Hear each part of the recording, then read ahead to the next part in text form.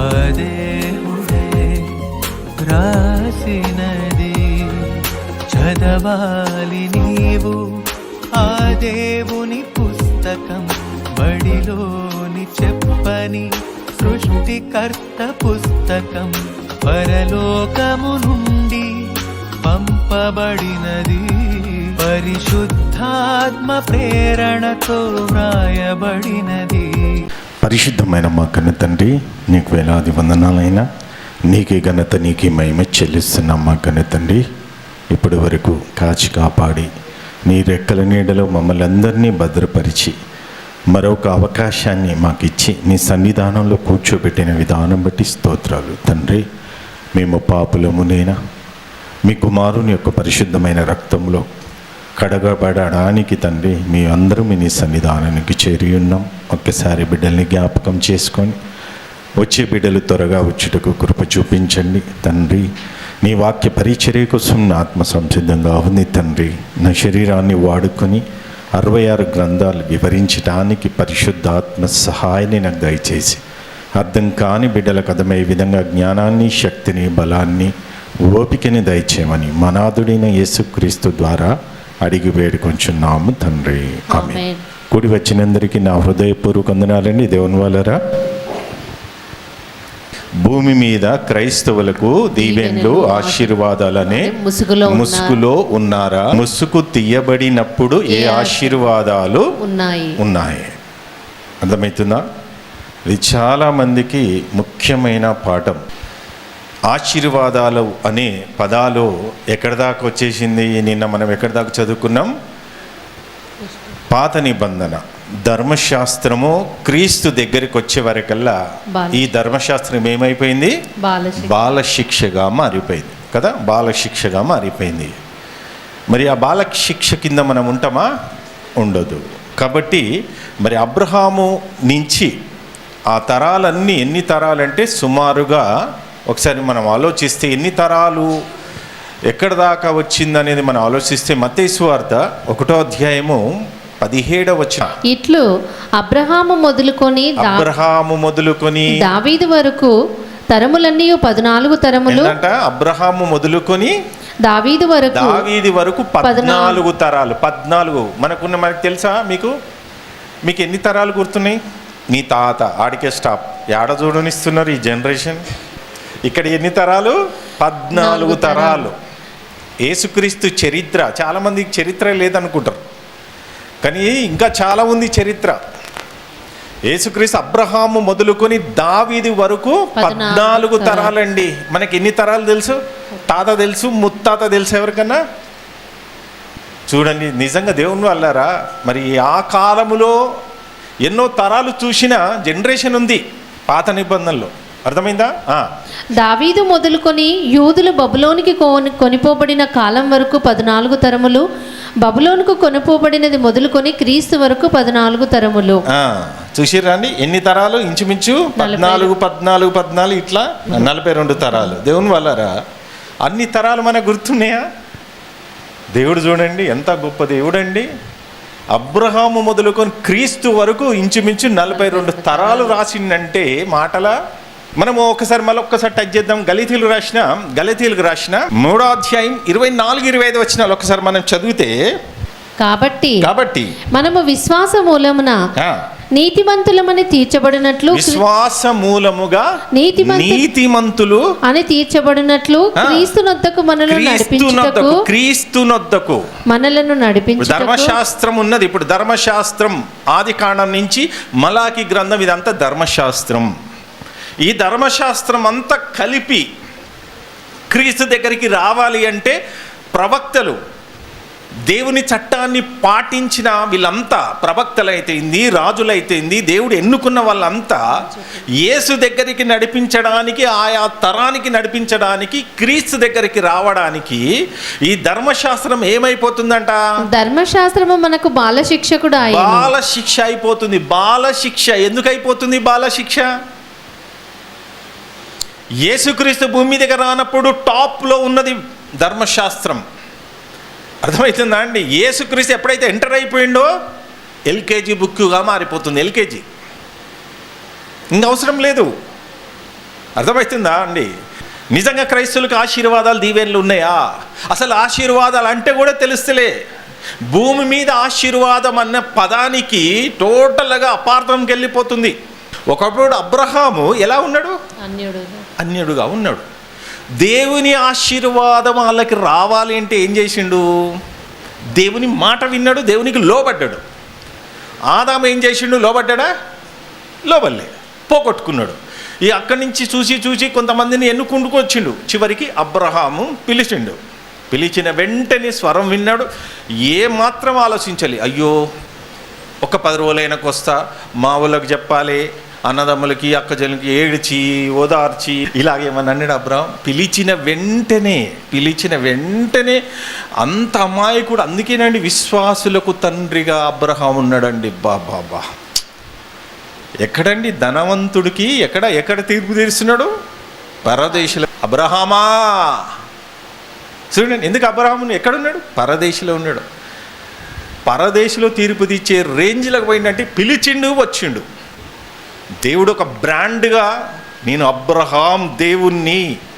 ఇప్పుడు మనం కూడా నేను ఎవరు కొడుకున్నా అనుకుంటున్నావు? కొంతమంది గర్వంగా చెప్పుకుంటారు కదా. దేవుడు నేను అబ్రహాము దేవుణ్ణి, మోసే ఇసాకు దేవుణ్ణి, యాకోబు దేవుణ్ణి బ్రాండ్ చెప్పుకుంటున్నాడు. ఎందుకు? దేవుణ్ణి గెలిపించిండ్రు, దేవుని కొరకు బ్రతికిన ఒక పవర్ఫుల్ వ్యక్తులు వీళ్ళు. విశ్వాసం కలిగి ఉన్నారు. కంటికి ఒక గుడ్డితనంగా దేవుని నమ్మి బయటకు వచ్చిరండి ఆ తరం అంతా. మళ్ళాగా బాగా వినండి దేవుని వాళ్ళరా. అయితే ఇక్కడ యేసు దగ్గరికి రావడానికి ఏమైపోతుందంట? ధర్మశాస్త్రం మనకి బాలశిక్షగా మారిపోయింది. సరే, ఇదంతా మీరు ఆలోచించుకోండి. 26 కూడా చదవమ్మా. యేసుక్రీస్తునందు మీరందరూ విశ్వాసము వలన దేవునికి కుమారులు అయిపోయిండ్రు. దేవునికి కుమారులు అయిపోయింది. తర్వాత 27 మళ్ళీ తర్వాత చదువుకుందాం. సరే, ఇప్పుడు మోసే పదాజ్ఞలు తీసుకురావడానికి ఎక్కడికి వెళ్ళిండమ్మా? సీనాయి కొండ మీద, పర్వతం మీదకి ఎక్కిండు. ఎక్కిన తర్వాత ఈ పదాజ్ఞలు తీసుకొని కిందికి వస్తుంటే మోసే ఒక దేవదూత సుమారుగా 40 రోజులు ఉన్నారా లేదా? దేవుని పక్షాన వచ్చిన దేవదూత ఎంత పవర్ఫుల్గా ఉన్నారు అనేది మనం ఆలోచిస్తే, ఇక్కడ నిర్గమకాండం తీయండి ఒకసారి. నిర్గమకాండం 34వ అధ్యాయం 28 నుంచి 35 వరకు. అతడు 40 రేయింబగళ్ళు ఏంటంట? 40 రేయింబగళ్ళు యెహోవాతో కూడా అక్కడ నుండెను. ఇక్కడ మళ్ళీ ఇప్పుడు ఈ దీవెనలు ఆశీర్వాదాలనే ముసుగులో ఉన్న వాళ్ళు ఏమంటారు? ఓహో, యెహోవా దేవునితో మోసే మాట్లాడింది అనుకుంటారు. వాళ్ళ ముసుగు తీయబడాలి కదా. ఇప్పుడు ఆ ముసుగే మనకు తీయబడాలి. ఎంతమందికి ఈ ముసుగులో ఉన్నారో ఆ ముసుగు తీయబడాలంటే ఇప్పుడు మనం ఏం చేయాలి? వాక్యాన్ని బాగా పరిశీలన చేయాలి. అపవాది ఏం చేసింది మనల్ని? 2 కొరింథీయులు 4వ అధ్యాయం 4వ వచనంలో ఏముంది అక్కడ? ఈ యుగ సంబంధమైన దేవత అవిశ్వాసులైన వారి మనోనేత్రాలు గుడితనం చేసింది. మోసే కొండ మీదకి పోయిండు. ఎన్ని రోజులు? 40 రాత్రులు 40 పగులు ఉన్నందుకు ఆ శక్తి ఎలా ఆవరించిందో, ఆ పవర్ ఎలా ఆవరించిందో ఇక్కడ చెప్తున్నాడు చూడండి. అతడు 40 రేయింబగళ్ళు యెహోవాతో కూడా అక్కడ నుండెను. అతడు భోజనము చేయలేదు, నీళ్లు తాగలేదు. అంతలో ఆయన ఆ నిబంధన. ఎవరు ఉంటారండి? 40 రాత్రులు 40 పగులు భోజనం చేసిండా? యేసుక్రీస్తు చేసిండా? చూడండి, చాలా దగ్గర సంబంధం ఉంటుందండి మోసేకుని యేసుక్రీస్తుకి. చదువుతాను. అంతలో ఆయన నిబంధన వాక్యములను అనగా 10 ఆజ్ఞలను ఆ పలక మీద రాసెను. మోషే సీనాయి కొండ దిగుచుండగా శాసనములు గల ఆ 2 పలకలు మోషే చేతిలో ఉండెను. అతడు ఆ కొండ దిగుచుండగా, బాగా వినండి, ఆ కొండ దిగుచుండగా ఆయన అతనితో మాట్లాడుచున్నప్పుడు తన ముఖ చర్మము ఇప్పుడు చూడండి, ఇప్పుడు మనకు ఫోటోలు మంచిగా రావాలన్నా, వీడియోలు మంచిగా రావాలన్నా ఎలా ఉంటాయండి? ఎల్ఈడి లైట్లు మంచి క్లియర్గా అవుపడాలంటే ఎలాగమ్మా? మనిషికి ఫోకస్ కొడితేనే క్లియర్గా వీడియోస్ వస్తాయి. మోసేకి ఇంచుమించు 40 రాత్రులు 40 పగుళ్ళు ఆ శక్తితో, ఆ దేవదూత శక్తితో ఆ మధ్యలో జీవించిందండి. ఉండే వరకు ఏమైపోయింది? ఆ పవర్ వచ్చేస్తుంది ఆ ముఖం మీద. ఎలా? వెలుగు. ఇజ్రాయేలీలు ఆ వెలుగు మోసే ముఖం చూడలేకపోయారు. అర్థమవుతుందా అండి? ముఖాన్ని చూడలేకపోయారు. కారణం ఈయన ఎంత పరిశుద్ధంగా ఉంటే దేవుడు ఆ పవర్ని ఆ మోషేకి నింపుంటాడు. అర్థమవుతుందా అండి? చదువు తల్లి. తన ముఖ చర్మము ప్రకాశించిన సంగతి మోషేకు తెలిసి ఉండలేదు. అహరోను మోషేకు తెలియదు, కానీ సృష్టిలోకి ఎలా ఉంటుంది, ఎలాగ ఊపడుతుందంట ఇజ్రాయేలీలకు ఆ వెలుగు. ముఖ చర్మము ప్రకాశించిన సంగతి మోషేకు తెలిసి ఉండలేదు. అహరోను ఇజ్రాయేలీలు అందరూ మోషేను చూచినప్పుడు అతని ముఖ చర్మము ప్రకాశించను గనుక వారు అతని సమీపింప వెరిచిరి. అంటే చూడలేకపోయారు, భయపడుతున్నారండి. ఎలా భయపడతారండి? ఇప్పుడు కంటికి అవపడతాం. ఒక వ్యక్తి ఒకప్పుడు మోసే మామూలుగా ఉండే, మనలాగా ఉండే. 40 రాత్రులు 40 పగలు కొండ మీద ఉండి దేవునితో మాట్లాడుకుంటూ దేవుని సన్నిధిలో గడిపినాక ఈ పదాజ్ఞలు తీసుకొని వస్తుంటే పవర్ఫుల్గా అవపడుతున్నాడు, ఒక వెలుగుగా అవపడుతున్నాడు. ఆయన చేతిలో ఏముంది? వాక్యం ఉన్నాయి కదా, పదాజ్ఞలు ఉన్నాయి కదా,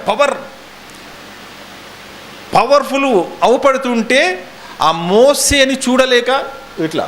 ఇప్పుడు చూడండి, మనం కూడా చూడండి, కొన్ని నైట్ పూట లైట్లు పవర్ఫుల్గా ఇట్లా అంటం లేదు ఎన్నోసార్లు.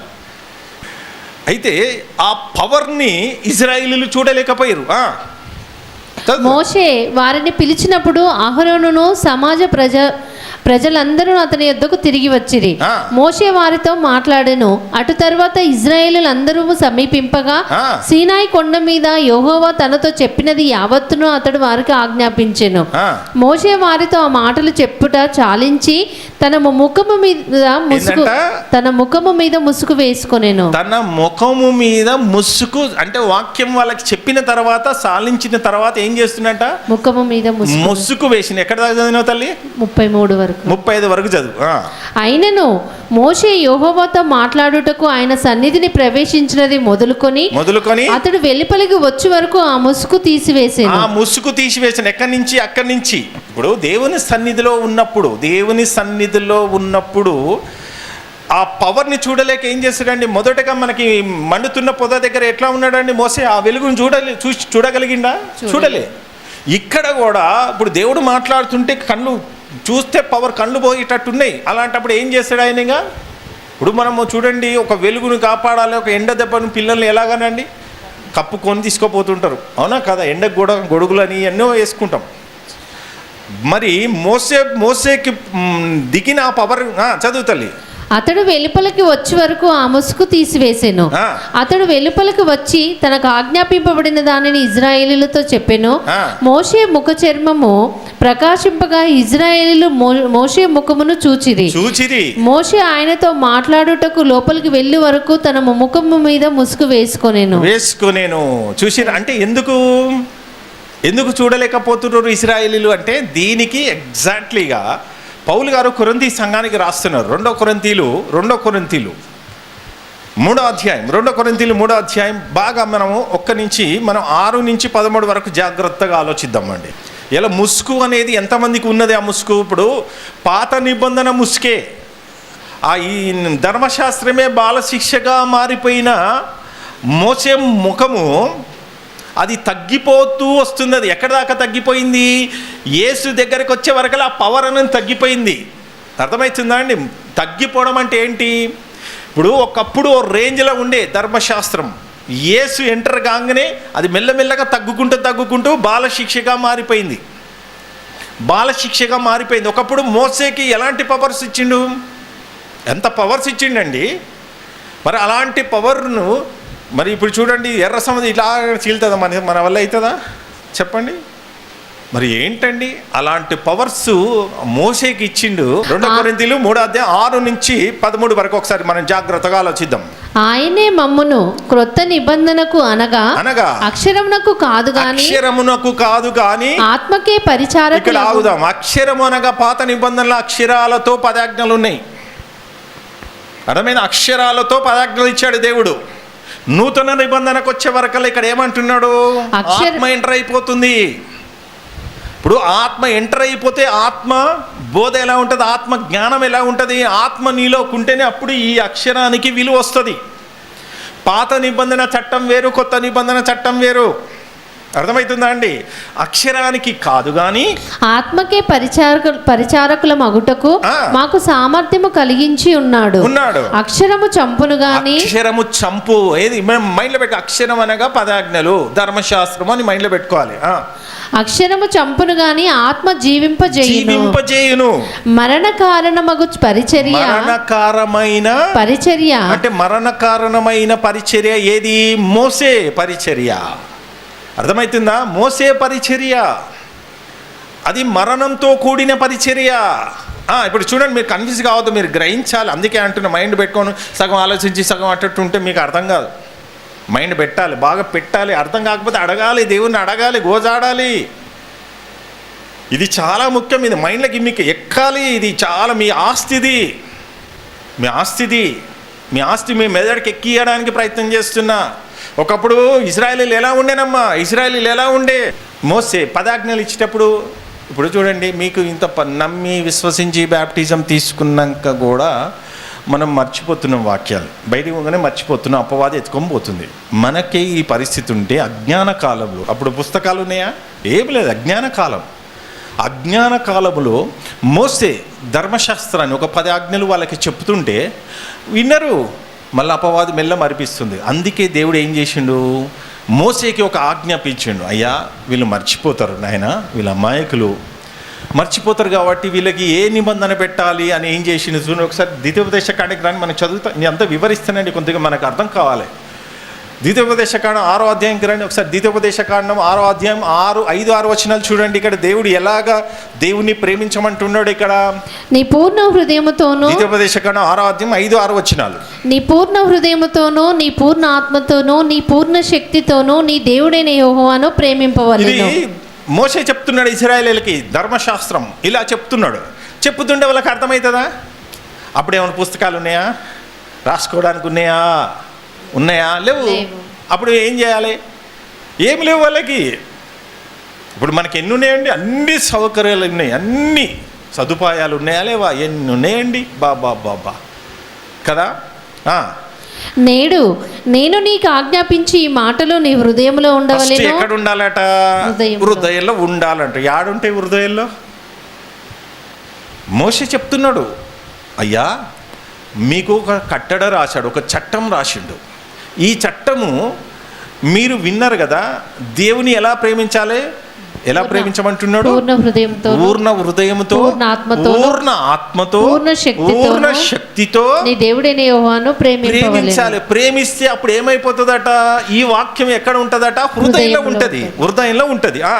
నీవు నీ కుమారులకు వాటిని కుమారులకు అభ్యసింపజేసి నీ ఇంట కూర్చున్నప్పుడు, త్రోవను నడిచినప్పుడు, తొవ్వలో నడిచినప్పుడు, పండుకున్నప్పుడు, లేచినప్పుడు వాటిని గూర్చి మాట్లాడవాలి. ఇప్పుడు ఏ జనరేషన్, మమ్మీ నాకు నిద్ర వస్తలే అంటే ఆ స్టోరీ, ఈ స్టోరీ, సినిమాల స్టోరీ అన్నీ చెప్తున్నారు. మనం చెప్పాల్సింది పిల్లలకి దేవుని చరిత్ర. కూర్చున్నప్పుడు, పండుకున్నప్పుడు, నడిచినప్పుడు. ఇది కాక ఎక్కడ మా పిల్లలు మర్చిపోతారో అని మళ్ళీ ఏం చేస్తున్నాడు ఇక్కడ? పండుకున్నప్పుడు, లేచినప్పుడు వాటిని గురించి మాట్లాడవలెను. సూచనగా వాటిని నీ చేతికి కట్టుకుని. సూచనగా ఎలాగా? ఇప్పుడు నేను కట్టుకున్నాను అనుకో, గుర్తుకొస్తుంది. మళ్ళీ ఏం చేసి రావు? వాక్యం గుర్తుకు రావాలి. వాక్యం గుర్తుకు రావాలంటే ఏం చేస్తాం? సూచనగా నీ చేతికి కట్టుకోవాలి. అవి నీ కన్నుల నడుమ కన్నుల నడుమ ఏం కడతారమ్మా? పెళ్ళేటప్పుడు బాసికం కడతారు కదా, మధ్యలో కడతారు.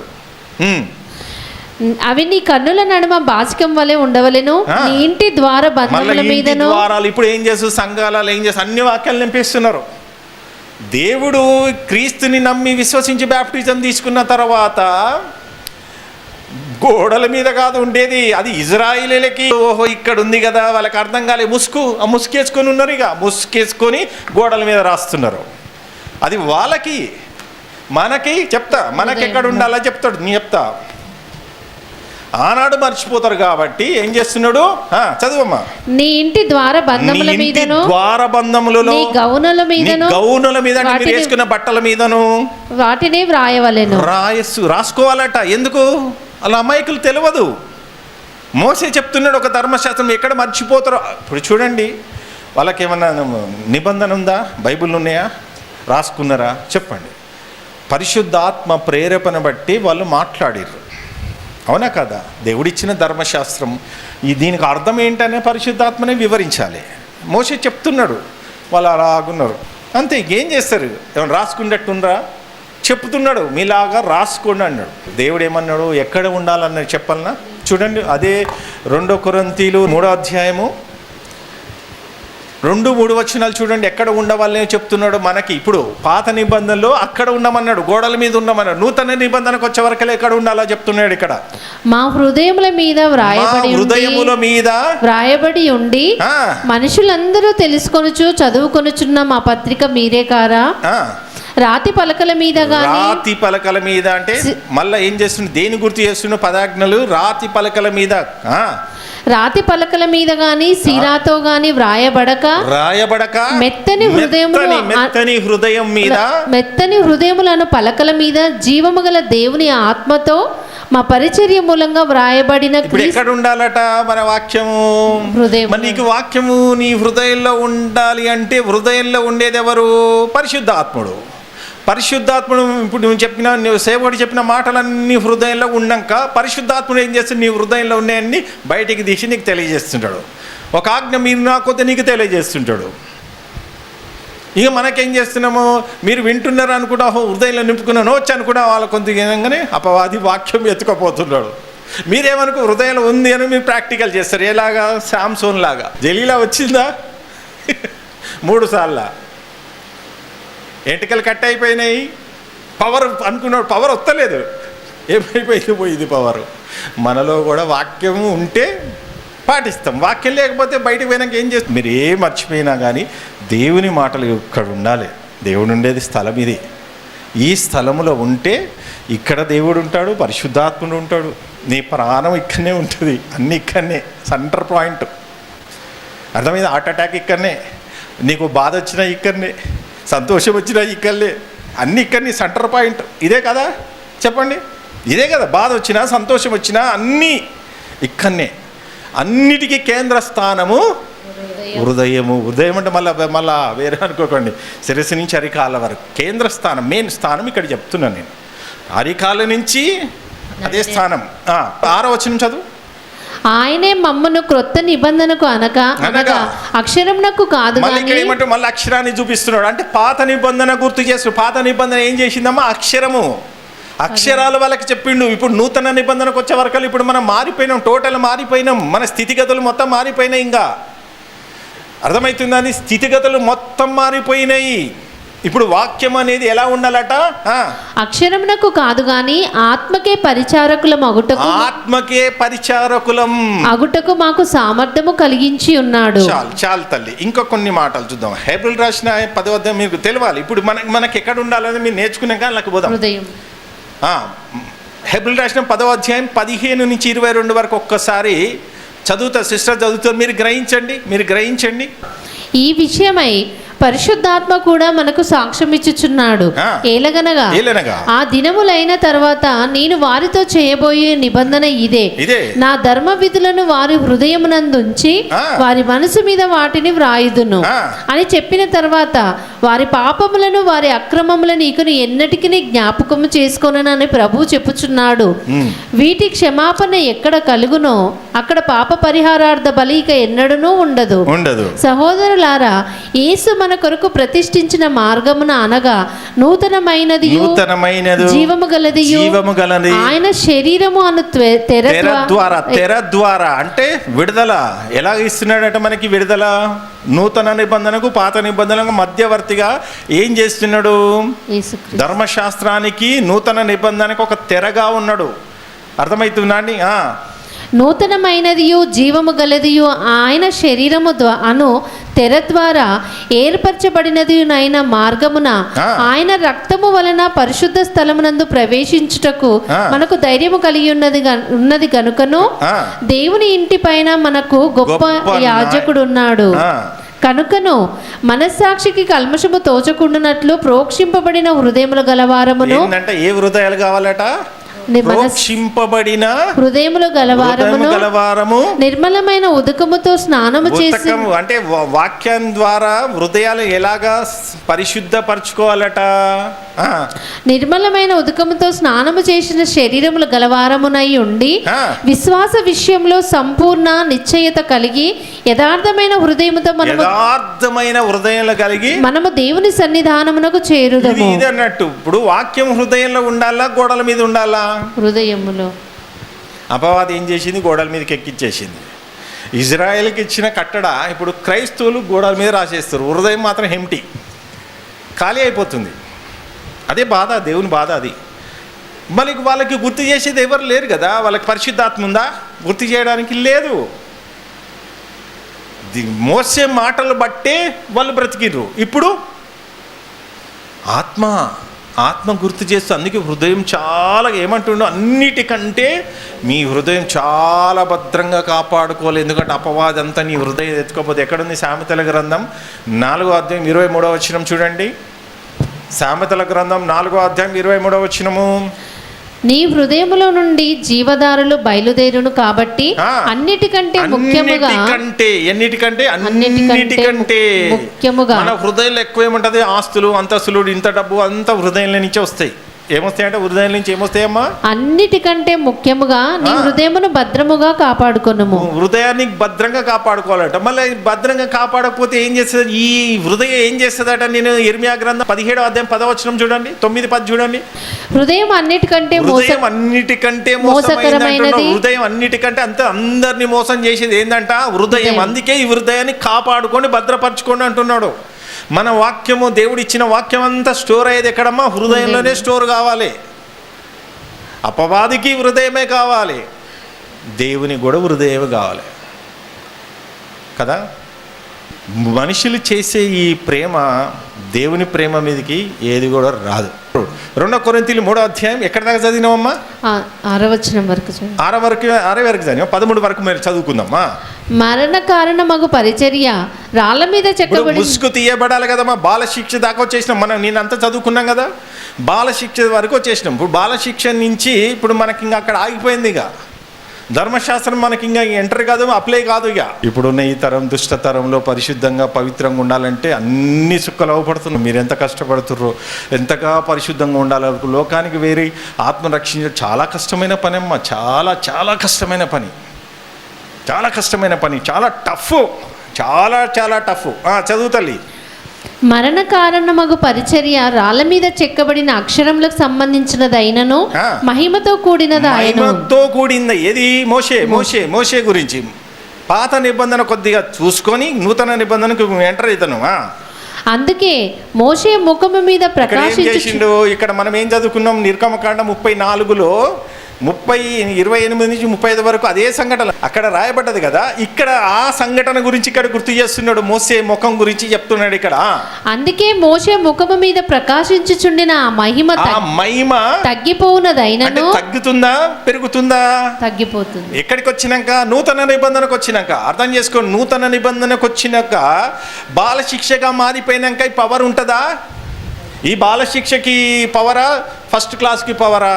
ఫస్ట్ క్లాస్కి. అంతే కదా. బాలశిక్షగా మారిపోయిందంటే అంత పవర్ఫుల్గా ఉన్న మోసే ముఖము యేసు దగ్గరికి ఎంటర్ కాగానే ఏమైపోతుంది? ఆయన ముఖం తగ్గిపోతుంది. అందుకే ఇక్కడ పౌలు గారు కొరింథీ సంఘానికి స్పష్టంగా రాస్తున్నాడు. ఇక్కడ మోషే ముఖము మీద ప్రకాశించుచుండిన ఆ మహిమ తగ్గిపోవునదైనను ఇశ్రాయేలీయులు అతని ముఖమును తేరి చూడలేకపోయిరి.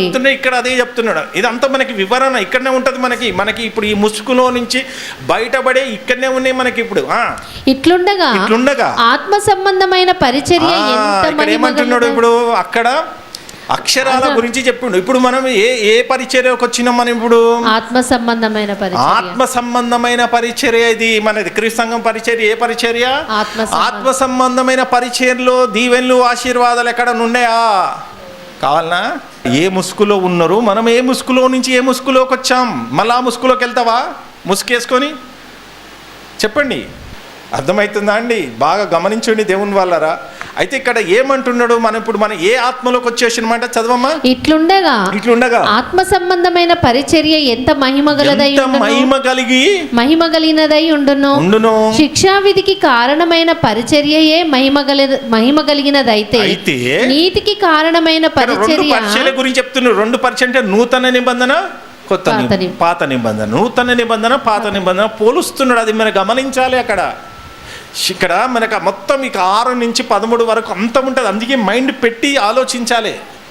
అర్థమవుతుందా? ఇప్పుడు ఏం చూడండి, ఇప్పుడు మొత్తం నేనే వివరించి అన్నీ మీకు ఎక్స్ప్లెయిన్. మీరు ఒక వాక్యం చెప్తుంటే టక మీకు లైట్లు ఎలగాలి. మనం ఇప్పుడు ఏమైపోతాం, పరిపూర్ణులు అయిపోతున్నాం. శిక్షావిధికి కారణమైన పరిచర్యయే మహిమ కలిగినదైతే నీతికి కారణమైన పరిచర్య ఎంత అధికమైన మహిమ గలదగును. అత్యధికమైన మహిమ దీనికి ఉండుట వలన ఇంతకు మునుపు మహిమ గలదిగా చేయబడినది ఈ విషయంలో మహిమ లేనిదాయను. తగ్గిపోవునదే మహిమ గలదై ఉండిన. తగ్గిపోవునది ఏది? మోసే ముఖము తగ్గిపోయినదే మహిమ కలిగినదైతే, తగ్గిపోవునదే మహిమ గలదై ఉండిన ఎడల నిలిచినది మరి ఎక్కువ మహిమ గలదై ఉండును కదా. నిలిచి ఉన్నది ఇంకా టాప్ మహిమ అంటే పరలోకం. ఇప్పుడు దేవుడు పాత నిబంధన ఎలా చెప్పిండమ్మా, ఆజ్ఞలు ఎలా పెట్టిండు? మీరు ఇక్కడి నుంచి ఇక్కడ రాగానే ఇక్కడికి వస్తే చాలు మీరు డైరెక్ట్ పరలోకం పోతా అన్నాడా?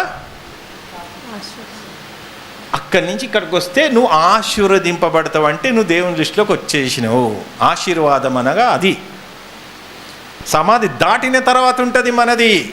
ఇప్పుడు వాళ్ళు ఎలా ఉంటుంది, సమాధి వరకే ఎంజాయ్మెంట్ ఉంటుంది, బాగుంటుంది, రేంజ్లో ఉంటుంది. వాళ్ళు వైపు చూడొద్దు. మనది సమాధి దాటిన తర్వాత స్టార్ట్ అవుతుంది. మరి అక్కడి నుంచి ఇక్కడ దాకా శ్రమలు, బాధలే కదా, సిలువలే కదా, ఎన్ని ఇబ్బందులే కదా. నువ్వు దాటాలి. సమాధి దాటిన తర్వాత నీ మాటలకి, ఈ క్రియలకి, ఈ ఖర్చు పెట్టడంతా ఇప్పుడు విలువ ఉండదండి. ఇక్కడ విలువ ఉండదు. మనం ఇక్కడ పెట్టిన ప్రతి పైసా పరలోకం సంబంధించిందే, ఈ లోక సంబంధమైన కాదు. ఈ లోక సంబంధమైన మనం కష్టపడుతున్నాం, మనం పోషించుకుంటున్నాం మన కుటుంబాలని. అర్థమవుతుందా? ఇది ఆత్మజ్ఞానం, పరలోకానికి ఎక్కిపోయే జ్ఞానం మనం నేర్చుకునేది. ఆ ముసుగులో నుంచి బయటపడ్డాం మనం. మళ్ళా ఇంకా ముసుగులో లేము, ఇంకా అయిపోయింది. ఇంకా ఎక్కడ వరకు చదివిన తల్లి? 13 వరకు చదువు. తగ్గిపోవచ్చున్న మహిమ యొక్క అంతమును ఇజ్రాయేలీలు తేరి చూడకుండానట్లు మోషే తన ముఖము మీద ముసుగు వేసుకొనెను. మేము అట్లు చేయక ఇట్టి నిరీక్షణ గలవారమై బహుధైర్యంగా మాట్లాడుచున్నాము. మరి 13 వరకు చాలు. ఇప్పుడు 14 నుంచి 18 వరకు ఇప్పుడు మొత్తం మన పాఠం అంతా ఇల్లు ఉంటుంది. ఇప్పటిదాకా ముసుగు అన్నా కదా. ఏ ముసుగు? చాలామందికి, క్రైస్తవులకి, సంఘంలో ఉన్నవారికి, పాస్టర్లు మనోన్నతుల గుడ్డితనం చేసింది అపవాది. జనాలని ఎలా ఇంప్రెస్ చేయాలంటే మెయిన్ 3 ఆయుధాలండి. దేవుడు నిన్ను దీవించబోతున్నాడు. నెక్స్ట్ ఆయుధం, దేవుడు నిన్ను ఆశీర్వదించబోతున్నాడు. ఏం చేయకుండా వస్తాయి ఇవన్నీ. అబ్రహాం ఏం చేసిండు? ఒట్టినే వచ్చిండా? ఎంత కష్టపడ్డాడు. భూమి మీదనే ఇలాగా ఉంటే దేవుడున్న లోకానికి చేరాలంటే చెప్పండి. పాత నిబంధన యొక్క ఛాయలన్నీ అజ్ఞాన కాలం చూచిచున్నట్టున్నాడు దేవుడు. ఇప్పుడు అందరూ మారు మనసు పొందాలంటే ఆత్మ మనలోకి వచ్చేసింది. ఆత్మలోకానికి తీసుకుపోవడానికి ఆత్మ మనలోకి వచ్చింది. దేవుడి నిబంధన, ఒక నిబంధన పెట్టడానికి అక్షరం వాళ్ళ దగ్గరకు వచ్చింది. ఎవరి దగ్గరికి? ఇశ్రాయేల్ దగ్గరికి. మన దగ్గరికి ఎవరు వచ్చిండ్రు? ఆత్మ వచ్చింది. ఆత్మలోకానికి తీసుకుపోవడానికి, మనలో ఉన్న ఆత్మలోకానికి తీసుకుపోవడానికి, మన ఆత్మని తీసుకుపోవడానికి ఆత్మ మనలోకి వచ్చింది. ఎంత తేడా అండి. ఇప్పుడు చదవమ్మా 14 నుంచి 18 వరకు జాగ్రత్త చదవండి. ఇక్కడ మరియు వారి మనసులు కఠినములాయను గనుక. ఎవరి మనసులమ్మ కఠినమాయని? చదువుతారు. వారి మనసులు కఠినములాయను గనుక నేటి వరకును, బాగా వినండి, నేటి వరకు పాత నిబంధన చదవబడినప్పుడు ఎవరైనా సరే ఈ ముసుగులో ఉన్న వాళ్ళు, దీవెనలు ఆశీర్వాదాలనే ముసుగులో ఉన్న ప్రతి ఒక్కరు, వాళ్ళు ఎవరైనా సరే, ఎన్నో సంఘాలు ముసుగులో ఉన్నారు. ఇప్పుడు ముసుగు విడుదలైతుంది. ఏంటంట? ముసుగు విడుదలైతుంది. ఇప్పుడు మనకి ఈ ముసుగులో నుంచి మనం ఏ ముసుగులోకి? దేవుని ముసుగులోకి వస్తున్న కింద టైటిల్, ఆ ముసుగులోకి ఇప్పుడు మనం రావాలి. ఇక్కడ నేటి వరకును పాత నిబంధన చదవబడినప్పుడు అది క్రీస్తునందు కొట్టివేయబడ్డది. మనం నిన్నేం చదువుకున్నాం అక్కడ? గలతీయులకు రాసిన 3వ అధ్యాయం 24-20 మరి మా రోమిలకు రాసిన 10వ అధ్యాయం 4వ వచనంలో ఏం చదువుకున్నాం? ఇప్పుడు ఏం చేసిందంట? క్రీస్తునందు కొట్టివేయబడినని వారికి తేటపరచబడక ఆ ముసుకే నిలిచి ఉన్నది. మరియు వారి మనసులు కఠినములాయను గనుక. ఎవరి మనసులు కఠినమైనది? మనసులు ఎవరు? క్రైస్తవులు. దేవుడే కఠినంగా చేసేసిండు. నమ్మరు, కఠినంగా అయిపోయింది. ఇక వీళ్ళు నమ్మరు, ఎంత చెప్పినా నమ్మరు. నచ్చదు, ఈ బోధ నచ్చదు. నేటి వరకును పాత నిబంధన చదవబడినప్పుడు అది క్రీస్తునందు కొట్టివేయబడ్డదని మొత్తం కాదు, ఆ ధర్మశాస్త్రాన్నే ఏం చేస్తున్నట? సరి చేస్తున్నాడు. పాత నిబంధనలో 10 ఆజ్ఞలు ఇచ్చిండు. నూతన నిబంధనకు వచ్చే వరకు 2/1 వచ్చేసింది ఆజ్ఞ. ఆజ్ఞలలో ఎంత పవర్ఫుల్ మాటలు ఉన్నాయో. నేటి వరకును పాత నిబంధన చదవబడినప్పుడు అది క్రీస్తునందు కొట్టివేయబడ్డది అంటే మొత్తం కొట్టివేయబడలేదు. అర్థమవుతుంది? ఆ ఛాయలన్నీ తీసేసిండు. ఆ ఛాయలన్నీ మనకు ఎన్నో తెలుసు కదా, ఎన్నో నిబంధనలు ఉన్నాయి, అన్ని ఇష్టం ఉంచినట్టు ఉన్నది. ఆ ఛాయలన్నీ తీసేసి ఒక స్ట్రిక్ట్గా ఒక నిబంధన నూతన నిబంధన తీసుకొస్తున్నాడా? కొట్టివేయబడినని వారికి తేటపరచబడక ఆ ముసుకే నిలిచి ఉన్నది. ఇప్పుడు ఏ ముసుకుందంట? సంఘాలలో ఈ ముసుకున్నది. అందుకే నూతన నిబంధనలో ఏమైనా దీవెనలు చూడండి, మిమ్మల్ని దేవుడు దీవించబోతున్న వాక్యం చూపించిన కనుక మీరు కూడా నమ్మేస్తారు. ఈ ముసుగులో ఉన్నారు. ఏ ముసుగు? పాత నిబంధన ముసుగులో ఉన్నారు. ఈ ముసుగు తీయనంత కాలం ఈ ముసుగులే సంఘాలన్నీ పాతాళం పోయేదాకా ఆ ముసుగే ఉంటుంది. ఏ ముసుగు? ఇజ్రాయెల్. ఇప్పుడు గుడారాల పండుగ ఏ ముసుగు? అది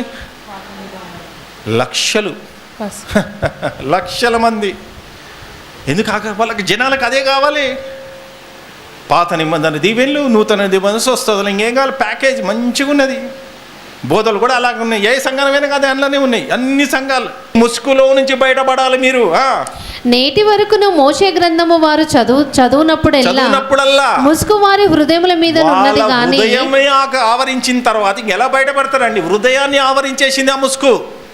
ఆ ముసుగులో నుంచి నువ్వు బయటపడాలంటే ఇప్పుడు ఏమంటున్నాడు చూడు ఇక్కడ. నేటి వరకును మోషే గ్రంథము వారు చదువునప్పుడెల్లా ముసుగు వారి హృదయముల మీద ఉన్నది గాని వారి హృదయము ప్రభు వైపునకు హృదయం ప్రభు అంటే యేసుక్రీస్తు వైపు ఎప్పుడు తిరుగునో అప్పుడు ముసుగు తీసివేయబడును. అప్పుడు మరి వాళ్ళకేడా యేసుక్రీస్తు కావాలి, పాత నిబంధన కావాలి. ఇప్పుడు యేసుని నమ్ముకుంటా అంటారు, మళ్ళీ దీవెనలో ఆశీర్వాదాలు అంటాడు. ఈయన యేసుని నమ్మితే సిలువ మోయి అంటాడు ప్రతిరోజు. యేసుని నమ్మితే సిలువ మోయి, పాత నిబంధన దీవెన. అసలు ఏమైనా సెట్ అవుతుందా? కలుస్తుందా ఏమైనా పాత నిబంధన కొత్త నిబంధనకి? ముసుగు ఇది ఈ ముసుగులో ఉన్నారు. మరి ఈ ముసుగులో నుంచి బయటపడేది ఎవరు? పడరు. చచ్చిపోయేంత వరకు పడడం కష్టం. ఏం చేసిందంట? యుగ సంబంధమైన దేవత అవిశ్వాసులైన వారి మనోనేత్రాలు గుడ్డితనం చేసి కూర్చోబెట్టేసింది అందరినీ. మొత్తం 18 వరకు అమ్మ చదువు. 18 వరకు. ప్రభువే ప్రభు యొక్క ఆత్మ ఎక్కడ నుండునో అక్కడ స్వాతంత్ర్యం ఉండును. మనమందరమును ముసుగు లేని ముఖముతో ప్రభు యొక్క మహిమను అద్దం వల్లే ప్రతిఫలింపజేయచ్చు. మహిమ నుండి అధిక మహిమ పరలోకం, దేవుడున్న లోకం, అన్ని రహస్యాలన్నీ మనం తెలుసుకుంటున్నావా లేదా? ఇంకా ఆశీర్వాదాలు, స్వస్థతలు ఈ మత్తులు ఉన్నారు. ఆత్మజ్ఞానం అర్థమవుతుందా దేవుని వాళ్ళరా? కొన్ని మాటలు చూద్దాం. ఇక్కడ గలతీయులకు రాసిన 2వ అధ్యాయం, అర్థమైంది అనుకుంటా మీకు. గలతీయులకు రాసిన 2వ అధ్యాయం 18 నుంచి 20 వరకు చదవమ్మా. నేను పడగొట్టిన వాటిని మరల పౌలు గారు నేను ముసుగులో నుంచి బయటపడ్డా కదా, మళ్ళీ ముసుగులోకి తీసుకుపోయినా అనుకో ఏమైతుందో ఇక్కడ చెప్తున్నాడు. ఇక్కడ నేను పడగొట్టిన వాటిని మరల కట్టిన ఎడల నన్ను నేనే అపరాధునిగా కనపరుచుకొందును కదా. నేనైతే దేవుని విషయమై జీవించు. పౌలు గారికి ఇచ్చిన జ్ఞానం మామూలు జ్ఞానమా అండి? కొరింథీ సంఘానికి రాస్తూ పాత నిబంధనకు కొత్త నిబంధనకు ఉన్న తేడా ఎంత మహాజ్ఞాని అండి, ఎంత త్యాగమూర్తుడండి. బాబా చదువుతాను. నేనైతే దేవుని విషయమై జీవించు నిమిత్తము ధర్మశాస్త్రము విషయమై చచ్చిన వాడనైతిని. ధర్మశాస్త్రము వలన ధర్మశాస్త్రము విషయమై నేను చచ్చిపోయినా అంటే ఆ ఛాయలో చచ్చిపోయినా ఇంకా నాకు వద్దు. పాత నిబంధన మరి ఎట్లుండేనండి పౌలు గారు క్రైస్తువును చూస్తే ఆ ధర్మశాస్త్రాన్ని బాగా మెదడుకెక్కించుకున్నాడు కాబట్టి అపోస్తుల్ని చంపాలనుకుని ఆది క్రైస్తువులు మెడకాయ మీద తలకాయ లేకుండా చంపేసిండా లేదా? అంటే నీ ధర్మశాస్త్రంలో నేను చచ్చిపోయినగా నాకు సంబంధం లేదు, ఇక దాని జోలికి పోనంటున్నాడు. నేనైతే దేవుని విషయమై జీవించు నిమిత్తము ధర్మశాస్త్రము వలన ధర్మశాస్త్రము విషయమై చచ్చిన వాడనైతిని. నేను క్రీస్తుతో కూడా సిలువ వేయబడి ఉన్నాను. క్రీస్తుతో కూడా సిలువ వేయబడి ఉన్నాను. ధర్మశాస్త్రానికి దీవెనకు ఆశీర్వాదాలకి సిలువ వేడక చూసిన ఎంత విభజిస్తున్నాడు చూడండి. 19 వరకు. నేను క్రీస్తుతో కూడా 21 వరకు అమ్మా. నేను క్రీస్తుతో కూడా సిలువ వేయబడి ఉన్నాను, ఇక జీవించువాడను నేను కాదు, క్రీస్తే నా యందు జీవించుచున్నాడు. నేను ఇప్పుడు శరీరమందు జీవించుచున్న జీవితము నన్ను ప్రేమించి నా కొరకు తన్ను తాను అప్పగించుకొనిన దేవుని కుమారుని అందలి విశ్వాసం వలన మారిపోయింది పౌలు గారు. మనం కూడా అలాగనే కానీ మీకు అర్థం కావాలి. ఇక ఆ ముసుగులో నుంచి బయటపడితే ఆ విలువ ఏంటో తెలుస్తుంది. అర్థమవుతుందా దేవుని వాళ్ళరా? బాగా ఆలోచన చేసుకోండి. ఇక్కడ పౌలు గారు ఒక స్టేట్మెంట్ ఇస్తున్నాడు. మీరు తర్వాత రోమిల్కి రాసిన 7వ అధ్యాయం మొత్తం చదవండి. మొత్తం చదివితే మీకు అర్థమవుతుంది. కానీ ఇప్పుడు 23, 24, 25 వరకు చదవండి. రోమిల్కి రాసిన 7వ అధ్యాయం 23 నుంచి 25 వరకు చదవండి. వేరొక నియమము నా అవయవములో ఉన్నట్టు నాకు కనబడుచున్నది, అది నా మనసునందున్న ధర్మశాస్త్రంతో పోరాడుచు నా అవయవములోనున్న పాప నియమమునకు పోరాడుతున్నాడట. ఒకప్పుడు ధర్మశాస్త్రంలో ప్రవీణుడైపోయాడు ఒకప్పుడు పౌలు గారు. అలాంటిది ఇప్పుడు ఏమైపోతుంది? క్రీస్తుని ధరించిన తర్వాత ఇప్పుడు ఏం చేస్తున్నాడు? ధర్మశాస్త్రంతో పోరాడుచు నా అవయవములోనున్న పాప నియమమునకు నన్ను చెరపట్టి ప్లాన్ చేస్తుంది. మళ్ళీ అక్కడికే లాగాలని చూస్తుంటే పౌలు గారు ఏం చేస్తున్నాడు? అయ్యా నేను ఆ పరిస్థితుల్లో నన్ను ఎవరు విడిపిస్తారు అని అంటున్నాడు. అక్కడ విడిపించేది ఎవరట ఇక్కడ చెప్తున్నాడా? అయ్యో నేను ఎంత దౌర్భాగ్యుడను, ఇట్టి మరణము నుండి. అంటే ఎందుకు ఈ మరణం వస్తుంది అంటే ధర్మశాస్త్రములో ఉన్న వాళ్ళంతా, ఈ ముసుగులో ఉన్న వాళ్ళు, దీవెనలు ఆశీర్వాదాలు ఉన్న ముసుగులు క్రైస్తవులంతా, ఇదంతా ఇజ్రాయేలుకి ఇవ్వబడ్డది. ఆ ఇజ్రాయేలుకి ఇవ్వబడిన తర్వాత కూడా యేసుక్రీస్తు కూడా వాళ్ళని రక్షించడానికి కూడా వస్తే కూడా వాళ్ళు ఇప్పటికి నమ్మినరా? వాళ్ళంతా ఆ బ్యాచ్ అంతా ఎక్కడికి వెళ్తారు? పాతాళమే. మనం కూడా ఆ బ్యాచ్లోకి వెళ్ళిపోయి దీవెనలు ఆశీర్వాదాలు ఉన్న వాళ్ళంతా ఏమైపోతుందో అందరూ పాతాళం పోతారు. బ్యాప్టిజం తీసుకున్న పాతాళం గ్యాంగే. మీరు చూడండి, లాస్ట్కు చూడండి మీరు ఏమైపోతారో. వాళ్ళు బాగున్నారు కదా, వాళ్ళకి ఆశీర్వాదాలు వస్తున్నాయి కదా, మంచిగా ఉన్నారు కదా అనుకో, మీరు ఏం టెన్షన్ పడకండి. మీ వైపు దేవుడు ఉన్నాడు. శ్రమలు బాధలు వస్తాయి, నిలబడండి, నిలదొక్కుకోండి. వాళ్ళ సమాధి వరకే. నువ్వు సమాధి దాటబోతున్నావు. ఆ పరలోకం చూస్తుండే వీళ్ళు పాతాళం ఏడవబోతున్నారు. అవసరమా మనకి? మీరు అందులోకించి బయటపడ్డరా? ముసుగులో నుంచి బయటపడ్డరా? భయంకరమైన పాతాళం నుంచి బయటపడ్డరు. మీరు చాలా అదృష్టవంతులు. ఇట్టి మరణమునకు లోనగు శరీరము నుండి నన్ను ఎవడు విడిపించును? మన ప్రభువైన యేసుక్రీస్తు ద్వారా దేవునికి కృతజ్ఞతాస్తుతులు చెల్లించుచున్నాను. కాగా మనసు విషయంలో నేను దైవ నియమమునకును, శరీర విషయంలో పాప నియమమునకు దాసుడనై ఉన్నాను. చాలు తల్లి, మరి ఈ పాట వేసి ముగించేస్తా దేవుని వాళ్ళరా.